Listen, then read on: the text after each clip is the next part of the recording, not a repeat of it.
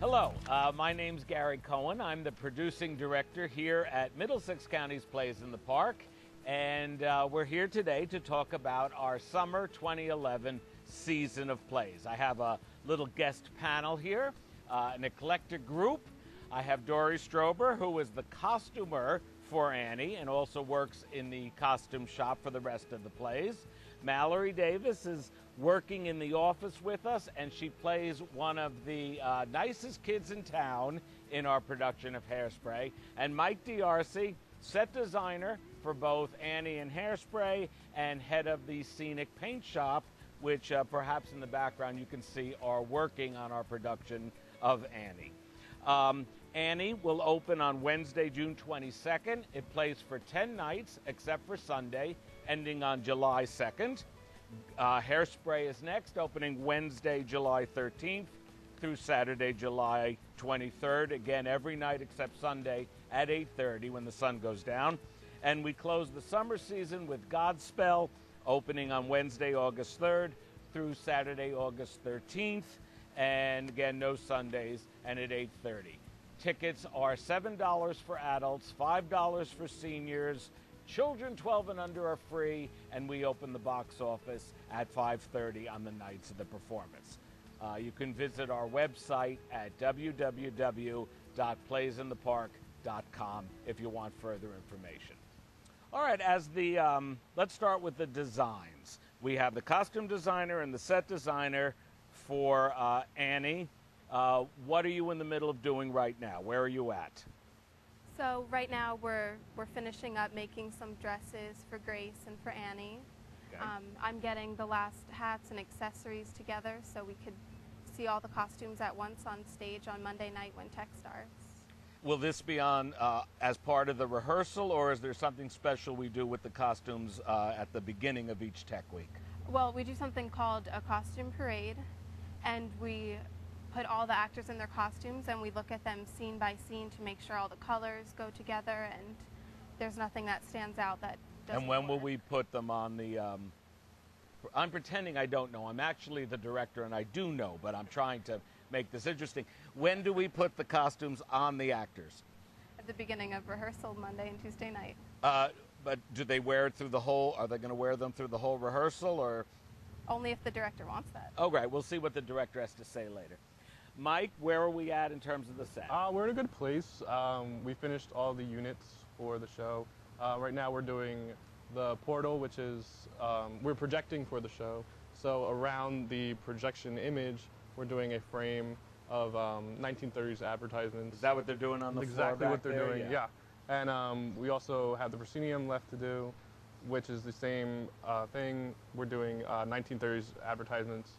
The proscenium goes above the stage around the theater. Right.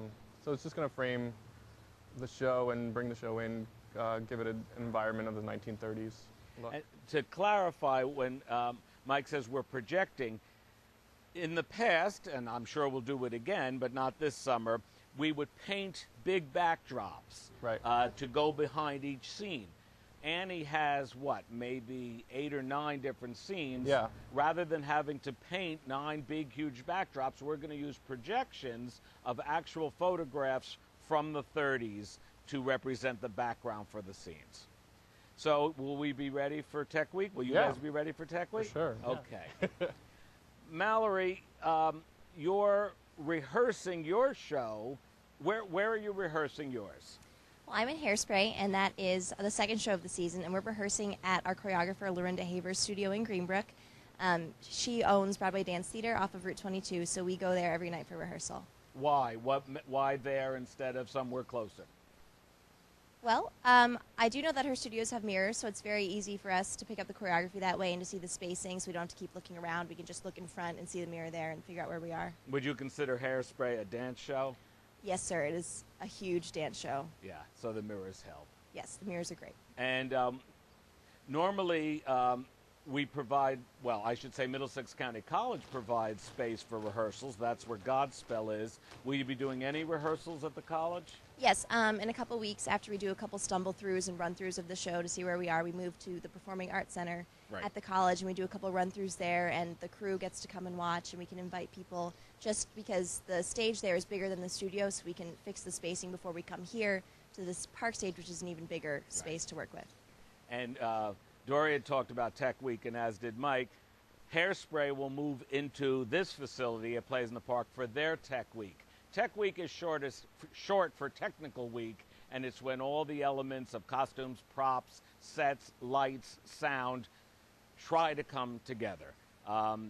It can be a nightmare, but if you're prepared, it isn't. We hope that the show that moves in, like Hairspray, will be so strongly set in terms of blocking, acting, choreography, and that sort of thing, so that we don't throw them for too many curves when we add the sets and the costumes and the lights and all of that.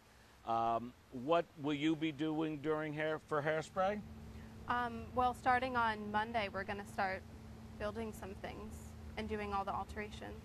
So you feel Annie will be in a place where you can sort of leave it and go to the next show? That's the plan. Good. And you have 10 days. You have the 10 days that Annie runs to devote totally to Hairspray. Is that correct? Yeah. Okay. And where do the costumes come from? They come from Scaramouche Costume Rentals in They Chester, give them New to Jersey. us? We rent it from there. Right. And how else do we do costumes? We have costumes from storage. Right. And we build them, so we try to split that into thirds, into what we rent and take from storage. And how's the set for Hairspray coming? It's coming along. That's the relationship we have with the carpenters. We can't do anything until something's built. So sometimes it's a waiting game. Sometimes we have other things to do anyway. So it's just a balancing out of both shows right now. Well, in case the folks aren't aware, what is the progression? What do you do? I happen to know because I'm doing Godspell's set, so I know, but I'm leading you to. What do we do in January and February? What's the progression to get a set built? You kind of study the script of whatever show you're doing, get a feeling of the show, look at bootlegs of the show, and yes, understand the show, the environment, the feeling of it, and then you start the drawing process of figuring out what you want to do, what can work for specifically the park and our stage. Then I start with model making to scale, paint those to the colors that I want for the summer, and then from there the carpenters build it. You hand it over to them, and they start to actually make the big version. What's the scale ratio of the models? Every half inch is a foot. That's so what then they have to take it and put it into real scale. Just to address that bootleg comment, interestingly enough, before the advent of YouTube, it was really quite a secret that there did sometimes exist either scenes or entire DVDs of shows on Broadway. But now on YouTube, anybody can see anything. Right. So it's not such a secret anymore. And while all of this is going on stage, what are we doing in the office? Well, right now we're working on Plays in the Park having a more viral impact. So we've created... Wait, what does that mean? Well, it's just more of exposure on the internet. Good. And okay. so we created a Facebook group, and you can friend us, actually. The first name is Plays in the Park with no spaces, and the last name is Edison. So you can friend us there and find out all of our information. And we also have a new Twitter account, just Plays in the Park. Again, no spaces. So you can follow us on Twitter, and we'll tweet about the rehearsal process and everything that's going on. And we're also sending out our press releases for our season, and the individual shows will come in a couple weeks. And we're working on just getting the show all put together and making sure everyone's on the same page. Speaking of that, what was on our Facebook page? We celebrated June 1. What did we celebrate? Oh, our 49th birthday at the park. Next year will be our 50th anniversary, so celebrate our big 49th. Year, Same as my age. And what's Laura? Laura also works in the office, and she's pretty buried in what? She's creating our playbill right now for not only just Annie, but for all the shows. So takes a lot of work. She has to compile all of the bios for all the performers and the creative team and everybody, and she has to work with getting the ads in place and the history of the park, and it's just a big deal, and it takes a lot of time and a lot of effort. Okay, good. Dory, tell us about the shop. How many people? What's some of the things you would do in the shop on a typical day? Okay, so there's the costume shop manager, that's Karen Resto. And then we have other stitchers in the shop. Isn't there an assistant manager? Yes. An associate manager? That would be me. Okay. Forgot about myself. I All do right. that sometimes. So we have the two of us, and then we do the fittings together. We put the costumes on the actors and see, we pin up the costumes where they don't fit. And then the next day in the shop, the stitchers come in, and they either alter those costumes or they make all the costumes from scratch. Well, I think it's obvious when we rent a costume, you say a third is rental, and it's also obvious a third we might pull from stock. Yeah. What is the process of building? How does that happen, building a costume from scratch? Well, I usually just find a pattern of Right. something similar to what I want to make, and then we kind of just draft it out onto a piece of paper and then cut it out in fabric. And right now we're working on Annie's red dress. Right, And okay, the big climax. we had a hard time trying to find red velvet in the summer, so Makes I'm sense. afraid to cut it out and find out the pattern doesn't work. So we're doing Yikes. what we call a mock-up. Okay. And we are just cutting it out of cheap red stretch fabric. It's sparkly. Don't get scared when you see it. No, I won't. I'm glad you told me, but I won't. So this is your warning now. Okay. So we're going to fit it on her tonight or tomorrow night. So Annie And then- takes place during Christmas, and of course here we are in 90-degree weather, and they want it to be velvet. All right, that's interesting. And tonight you're doing some fittings. How does that work? How many times do you have to fit an actor to a costume usually? At least 3 times. Really? The Okay. first time to see what it looks like. The second time to just double check that all the alterations worked. And usually I don't have every single costume for the first fitting. So at the second fitting we'll see what doesn't work and then fix it by the third. And Mike, how about your staff? What do they? I believe we have 6 painters on staff. I could be wrong. Usually it's 5 to 6 every summer. Right. We start out, once the set has been built, we start out basing it, mixing the colors to the model. Whatever colors are on the model, we mix those colors. And we start out with certain techniques depending on the show, depending on the set unit.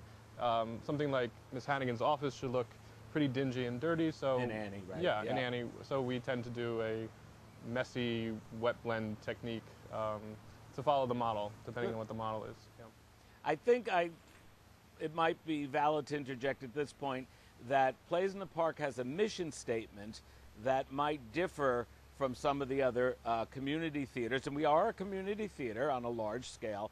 Our mission statement is to recreate as closely as possible the intent of the original production or the national tour. Sometimes the national tour script is what's available to us.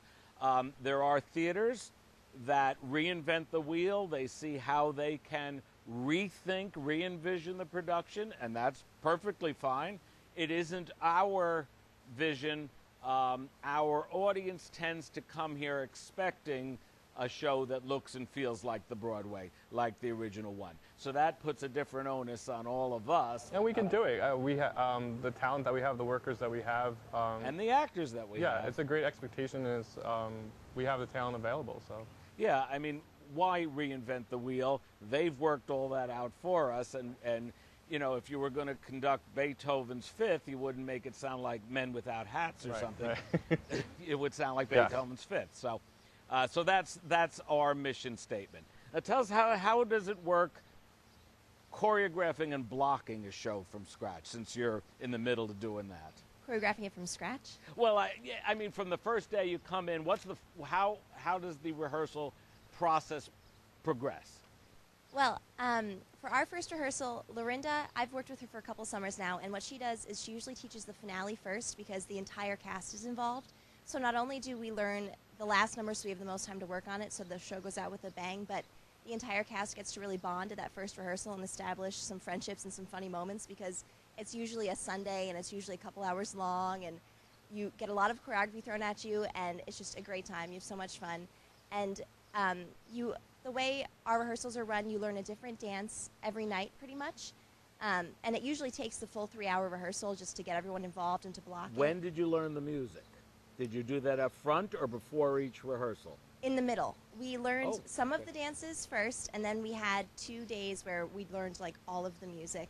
And then we've gone back to rework the dances with the music, and then we've gone on to learn some new dances. Is it hard to put the two together, to sing and dance initially? Yes, it is I would very think it would challenging be. for your cardio. We need to hit the gym a little more than we have been. Right. We actually did the opening number into Nicest Kids in Town last night, and there's no break in between. And by the end, we were all a little red-faced, a little puffy, so we need to work on that. But I remember from Cats, and one of the things that impressed me about our production of Cats that Lorinda directed and choreographed, under that mission statement of recreating the original, people who came to see Cats, unless they were actually in it, wouldn't know when we tweaked a little bit from the original choreography, when we altered to fit a dancer, or when we altered to fit Lorinda. And I think she did it brilliantly. You yes, would never. seamlessly. Yeah. So is she doing the same thing? Is she altering moments, but it's still the heart of Hairspray? Oh, yes, definitely. She has done a great job incorporating some original choreography and some of her own. And I prefer what she's done. I think it brings it to a whole new level, and it's really exciting. So. Well, I can't wait till Tech Week Yeah. to see that. It's great. Okay. Well, anything else you want to add to it? All right. I think I'll just very quickly do the important stuff. Once again, we open our season with Annie, famous musical, done once at Plays in the Park back in the early 80s, I think. So it hasn't been done here in a long time. That opens on Wednesday, the 22nd. All our shows open on a Wednesday, close on the following Saturday with no Sunday. We then go to Hairspray, which is the first time we've done Hairspray. You all are familiar with the John Travolta movie, but this is the original Broadway production. And then we initially were going to do Jesus Christ Superstar, but the rights were pulled because it's going to be revived next year. Ironically, so is Annie and so is Godspell. But they pulled the rights for Superstar, so we went with Godspell, which also has never been done as a main stage production. In the 70s, it was done inside here. We did do it at the State Theater way back when, but this is the first time Godspell will be done on this stage. And we're more or less sticking with the original concept of Godspell. Since Godspell is story theater-like in its presentation, it is open to every interpretation. It's been set in a circus and it's been set on a subway car. We're doing it the way it was originally done in the playground with the clown feeling in terms of the 60s sensibility. So we hope you'll please come out to see us at Plays in the Park this summer, www.playsinthepark.com. We're on Facebook, we're on Twitter, and that's where we are. So That's where we are. come see us. Thank you very much.